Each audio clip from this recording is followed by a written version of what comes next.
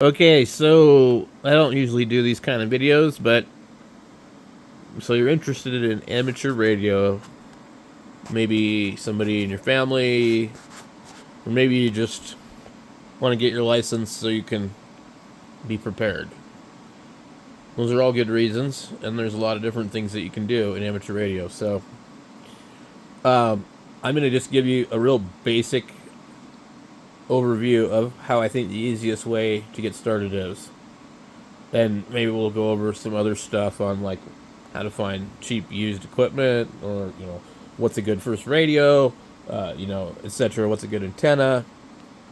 So anyway, a lot of what I do on this channel is just raw, unedited content and cover everything from solar to 3D printing to ham radio, and even some automotive repair sometimes. We should probably be using OBS Studio to do this, but anyway. So the first thing that you're going to want to do if you're interested in getting your amateur radio license is you're going to want to go to a website called QRZ.com.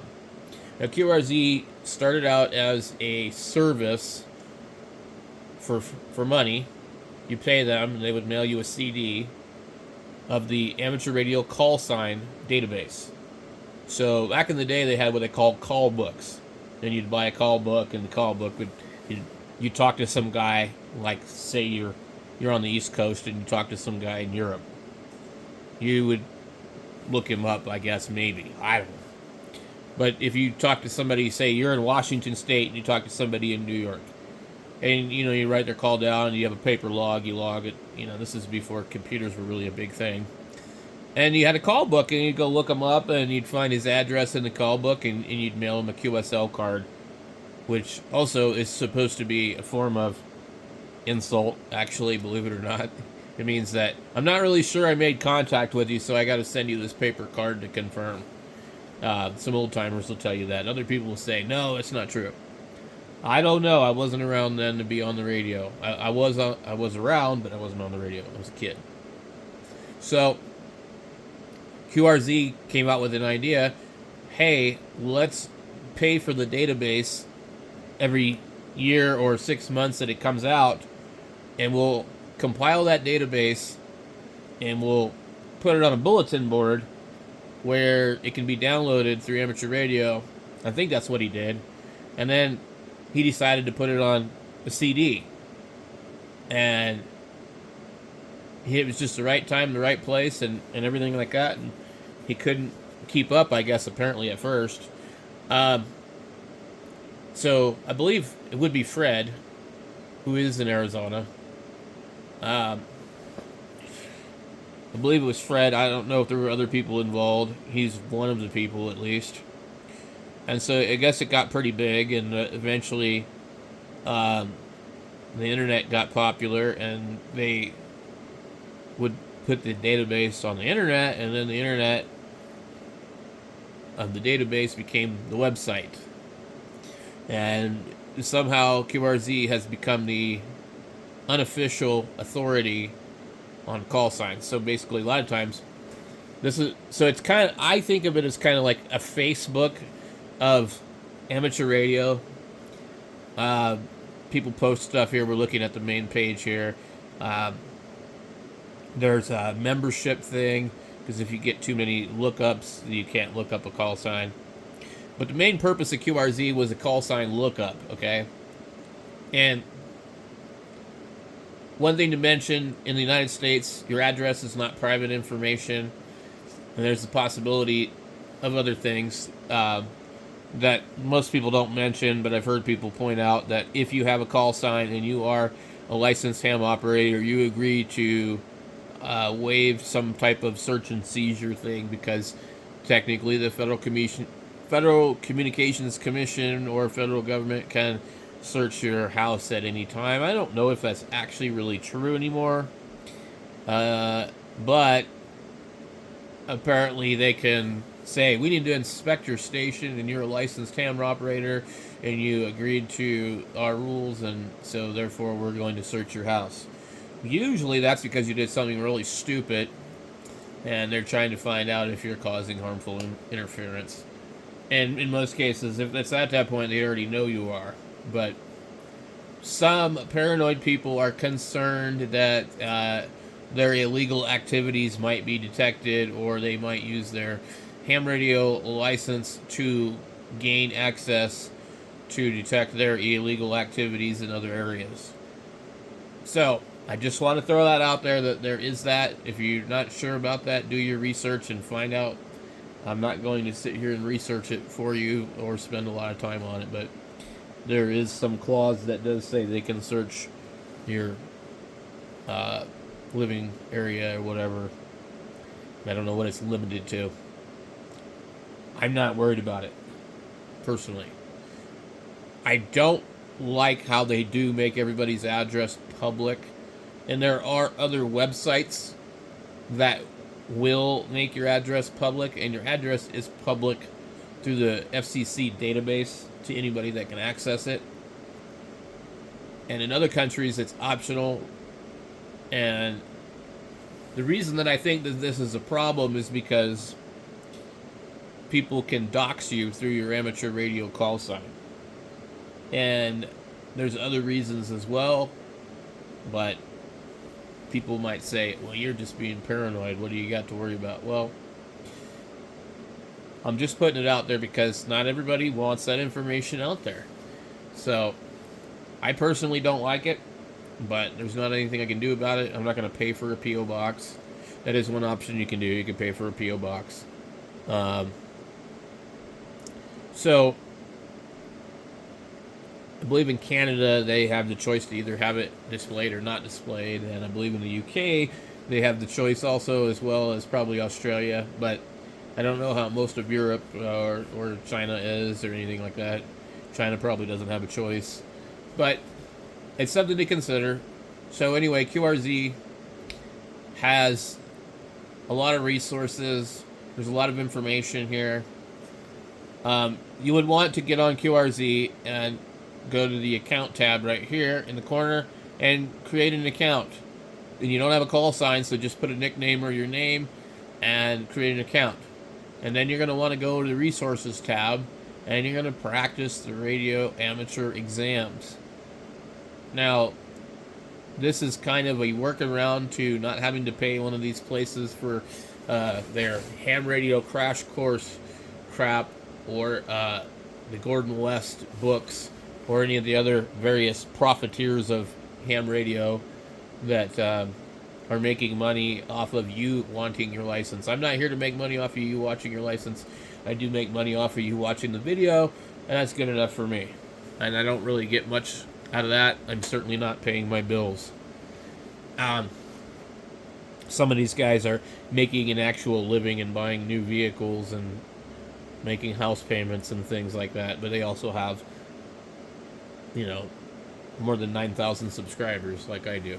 So you would go into here and you can practice the technician. We have 3 license classes this day and age: technician, general, and extra. I hold the extra. I try not to brag about it or talk about it, and I don't remember all the questions anymore.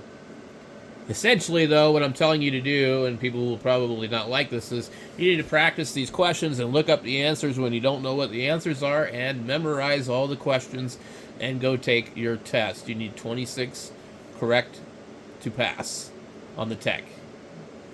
And when you pass your technician's license, that will give you privileges on the 2-meter band, the 220 band, the 440 band, and 10-meter HF in a limited portion.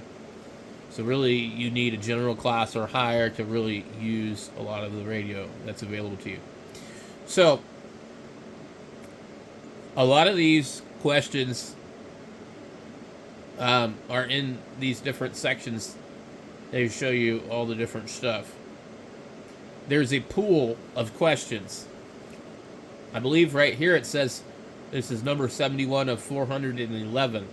You need to know all 411 questions for you to be successful for the most part. So, without having to pay for things or study a book, this is one way that you can, learn and pass your test. You can go ahead and buy a book. You can buy the technician's book.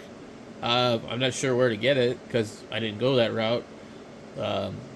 But so anyway, you would have these questions. What is the primary purpose of a dummy load? And it's multiple choice. So you got a pretty good chance of guessing the correct answer. It's not back in the day where you needed to know the answer and you had to write down the correct answer on a piece of paper. And, to improve the signal-to-noise ratio of a receiver, to prevent transmitting signals over the air when making tests, to improve efficiency of an antenna, to prevent overmodulation. And of course, the answer on this one is a pretty simple one. A dummy load is something that you can, transmit into, and it absorbs the power. And that way nobody will hear you. You can test something, and they're going to be usually 50 ohms. There are certain other dummy loads that are not 50 ohms for other types of tests. But anyway, it is to prevent transmitting signals over the air when making tests. Now, if you'd answered that wrong, I don't think it will specifically tell you the answer. Let me see if we can back out of it. Let's say we answer it wrong, okay? That won't let me go back now because it says it's correct. Let me see here. Okay, so what does the SWR reading of Florida 1 indicate? An impedance mismatch for sure. Now, I don't believe it is dB or anything like that. But let's just go and answer this wrong. We definitely know it's not a good match. So if I say the wrong answer, it will show me it'll show me one of these sections, I think, down here. This is question T7CO6. And it's from the 2022 pool. Let's see here. Now, what will it let me do next? Because I haven't done this in a while. So, let's answer it wrong again and just see what it does. And then we'll answer it wrong again. And then we'll answer it correct. So you can just keep doing this until you find the answer, okay? And then you need to kind of understand why that answer is. Because if you understand why it is what it is, you have a better chance of retaining that information in your brain. Okay? And you can search these questions. So, like, let's go look up this one. We'll copy it right here, okay? Copy. We'll go into Google. And we'll paste this question. And AI is probably going to tell us the answer. Which they didn't have this type of stuff in the browser. You got to remember, AI isn't really anything new at all. It's just a terminology and implementation.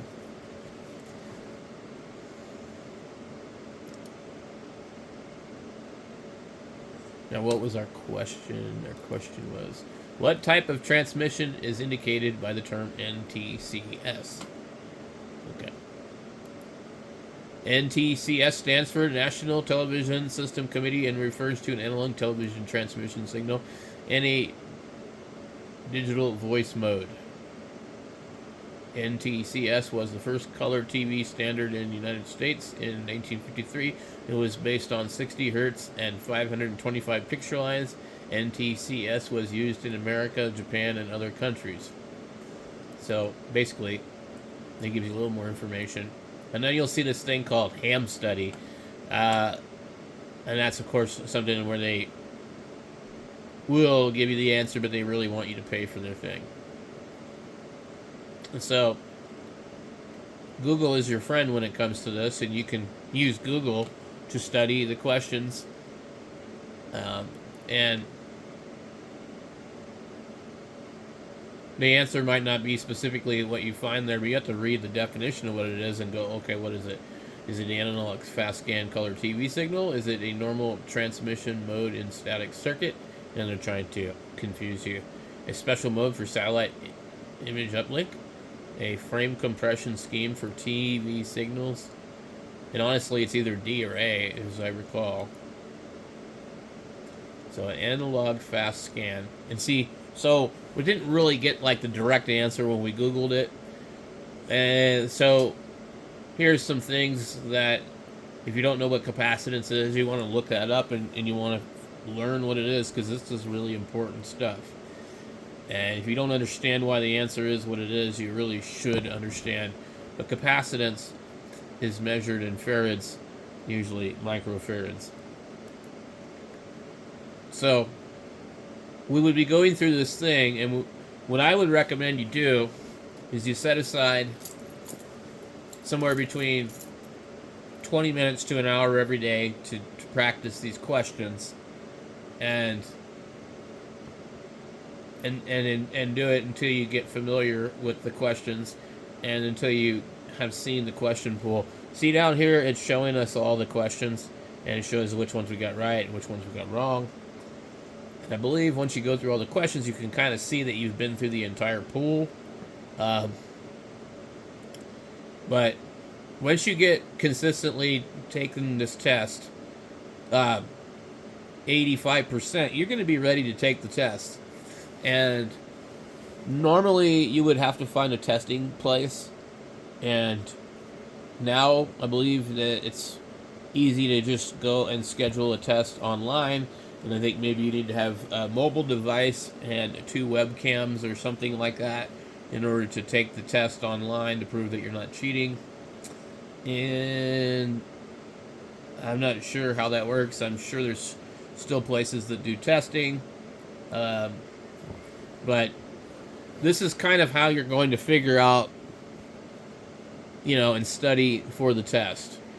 And a lot of these questions are common sense questions for ham operators.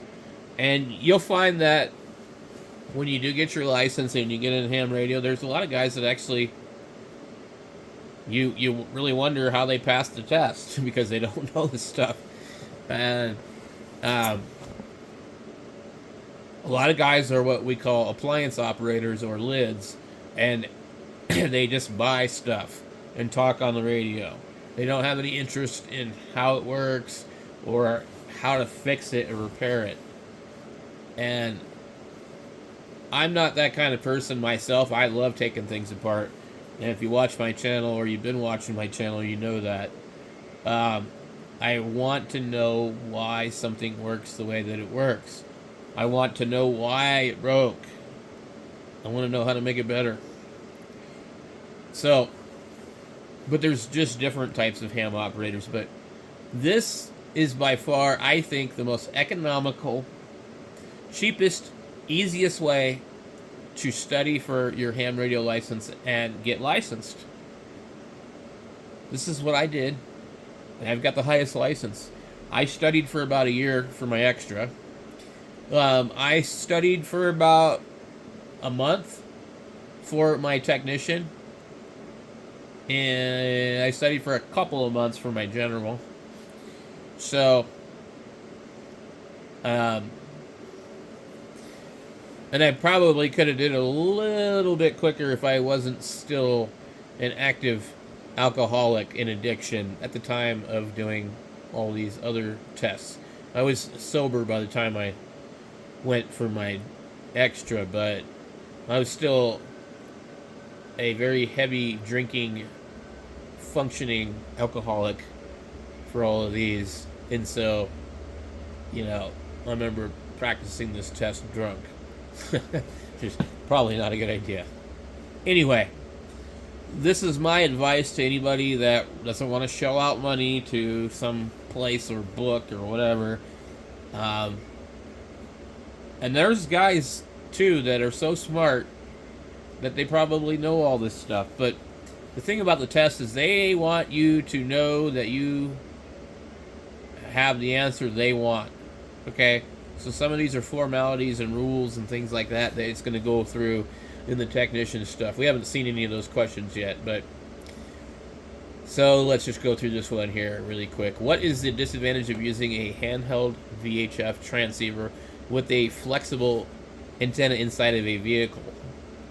The question answers are the SWR might decreasing the signal. That's definitely wrong. The bandwidth of the antenna will decrease, increasing SWR. The signal strength is reduced due to the shielding effect of the vehicle, and that is the correct answer. So SWR is not going to get lower, and SWR stands for standing wave ratio, and we don't want that. What the SWR means is that part of the transmitted signal is being reflected back into the antenna and the feed line or whatever, and back into the radio and can cause damage. This is especially true of modern transceivers and transmitters, whereas back in the day, tube equipment was not, it didn't care as much. So anyway, the signal strength is reduced due to the shielding effect because the vehicle is made out of metal, and that blocks the signal. So, our next question would be, what electrical component opposes the flow of current in a DC circuit? So you have transformer, resistor, inductor, and an inverter. I can tell you right now, the inverter is out of the question because that is not a component, that is a device. A transformer transforms something. A resistor resists something. You look at the logic behind the words. An inductor inducts, which is similar to a transformer.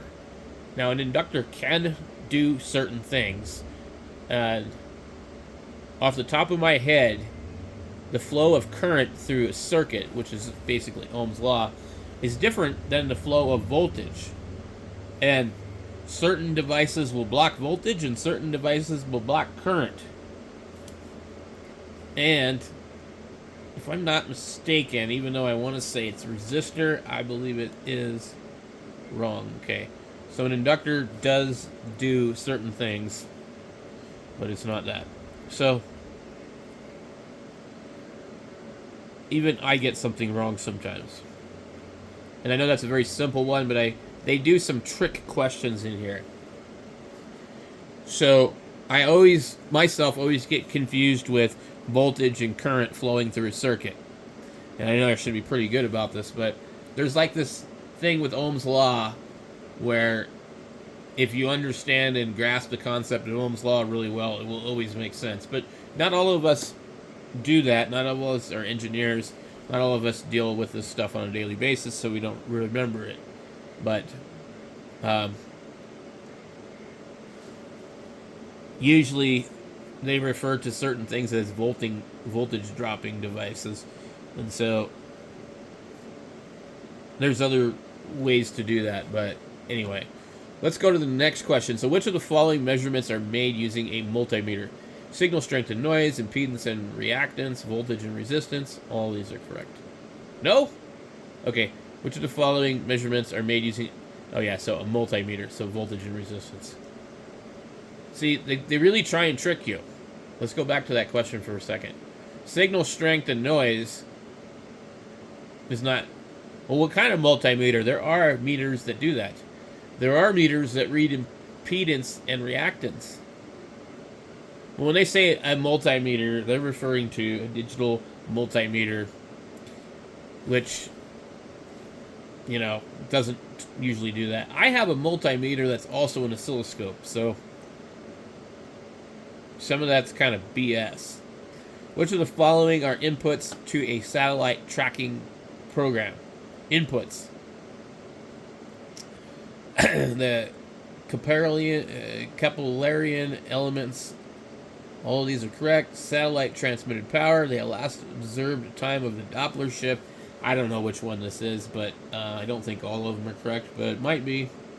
So this is, you know, a good example of why, you know, you need to know this stuff. Now, up above it says some other stuff. Amateur radio, satellite operation, Doppler shift, basic orbits, operating protocols, modulation mode selection, transmit power considerations, telemetry and telecommand, satellite tracking programs, beacons, uplink and downlink mode definitions, spin fade definition of LEO, and that's the category.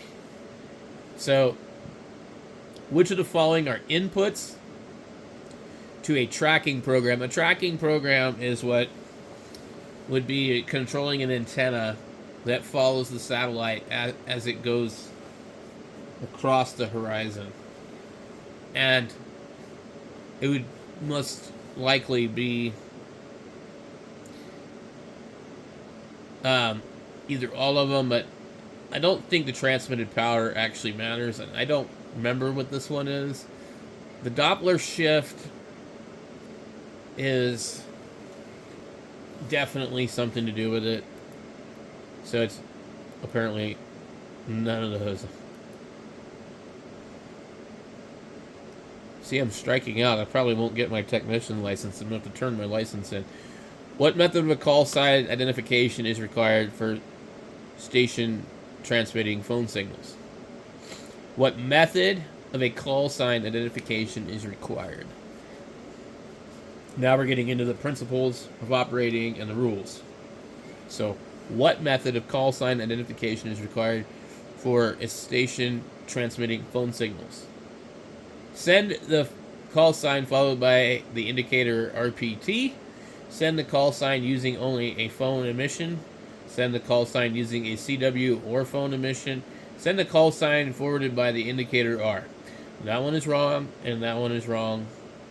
And these two here are right. And this is probably a trick question, but technically you can send your call sign in Morse code on phone. There are people that do that. Okay? Both are correct, but it's a trick question. Which of the following is an appropriate power supply rating for a typical 50-watt output mobile transceiver? So, I'll give you an example. A 100-watt HF radio usually draws about 20 plus amps. 100 watt. But an FM transmitter is continuously transmitting, whereas a single sideband voice is not. But you're talking about half the power, and usually a HF transceiver that does 100 watts can also do FM and will pull about 20 plus amps at 100 watts. So you would expect 50 watts to be half of that, but they're going to be looking for an answer around that. You're going to use logic to solve these things. And the question cannot provide you with the answer unless you know. So the answer is most likely 12 amps. And it's not going to be 24 volts because radios don't generally operate on 24 volts.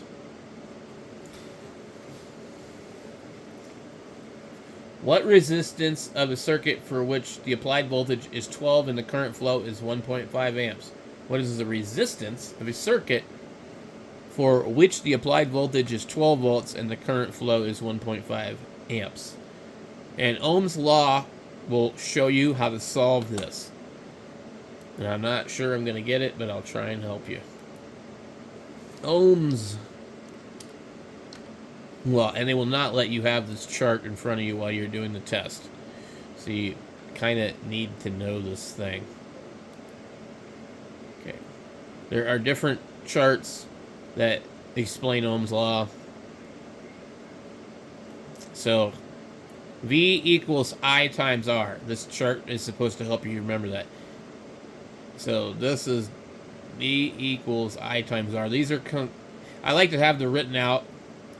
So our question is, what is the resistance? So we want to know the resistance, we know the voltage, and we know the current.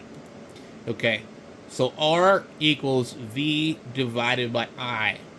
Okay, now if you divide the wrong number the wrong way on a calculator, you're going to get the wrong answer.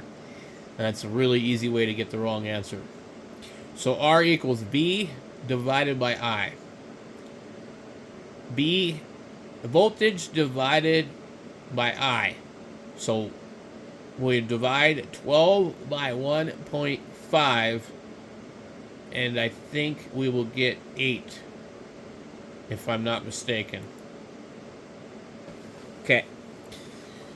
So those are just kind of something that you need to familiarize yourself. You really need to understand Ohm's law, or remember it. Okay? But this is kind of what you're going to expect on this thing. And, you know, if it's too much, just go buy a book from one of these places. Study the book. Or maybe you can go to your local amateur radio club and join the amateur radio club and they will hold classes. They hold classes. Let me go look something up here. So we would go, like, let's see here. What do we want here? Yeah, let's see. Let me find one. So if you're in Phoenix, there's lots of different ones, but Maricopa Amateur Radio Association, we got a bunch of different ones.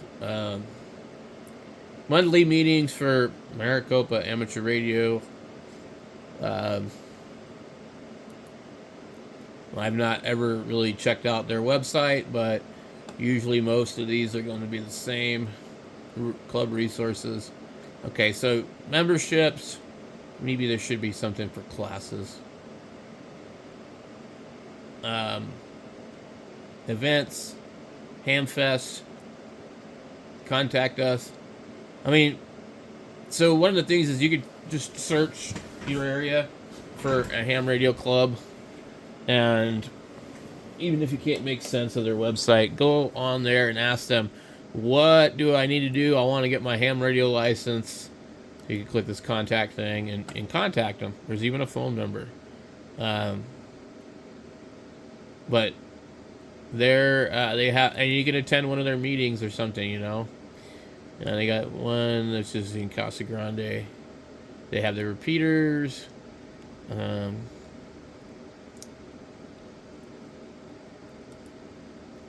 we'll go to a different one. So in Yavapai County, which is a large part of Arizona, Yavapai Ham Radio Club, or Yavapai Amateur Radio Club, where they call it YARC.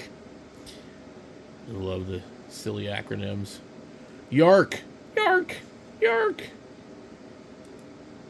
Okay, so classes right here, license classes, the information, registration, materials, and they'll get you started.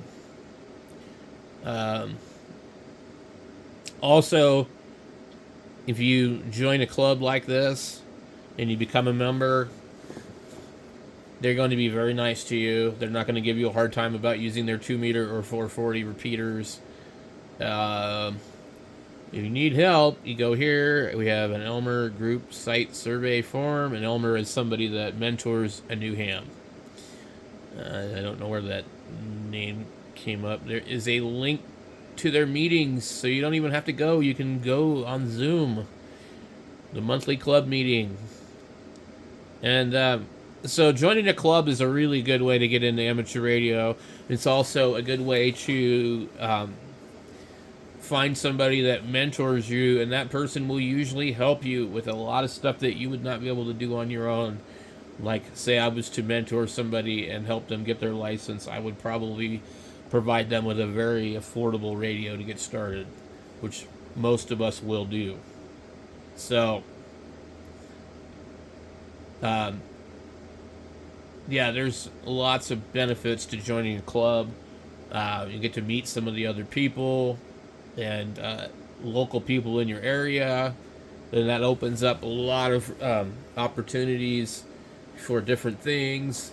A lot of places, they have coffee in the morning or the afternoon.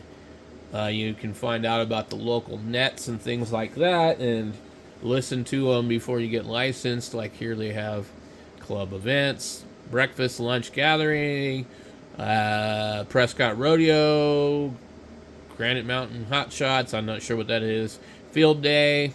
They usually have open house events and things like that. Daily and weekly nets, club programs. They even have a radio loaner program. Yep, that's right, guys. They will loan you a radio. I'm not part of the club. I just not interested. I've met some people I didn't like, so I never joined it. I'm not much on joining clubs. I don't subscribe to the sheep herd mentality, but If I was new, this would be a really good way to learn about some stuff. I like to do things the hard way, and I'm telling you that this is the easier, softer, gentler way to get into amateur radio. So, you can do it however you want, but finding a local club and getting involved with them is a great way to get started in amateur radio. So, leave your comments down below. I'll do my best to answer them to the best of my ability. There are many really awesome people that are members of my channel that will answer your questions as well. Okay? If you put something stupid down in the comments, I'll just delete it. I won't respond to it. That's just, I don't have time. Also, a lot of times with YouTube, I don't see your comments, so I'm not ignoring you. I just don't always get notified. Thanks for watching. Catch you guys later.